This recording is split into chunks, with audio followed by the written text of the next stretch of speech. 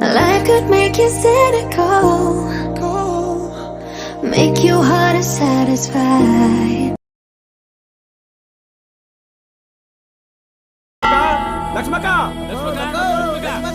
ಲಕ್ಷ್ಮಕ್ಕ ಒಳಗಡೆ ಏನ್ ಮಾಡ್ತೀವಿ? ಬಾರಕ್ಕ ಒಳಕ್ಕೆ. ನಿನ್ನೆ ಕರೀತಿರೋದು ಬಾರಕ ಈಚೆಗೆ.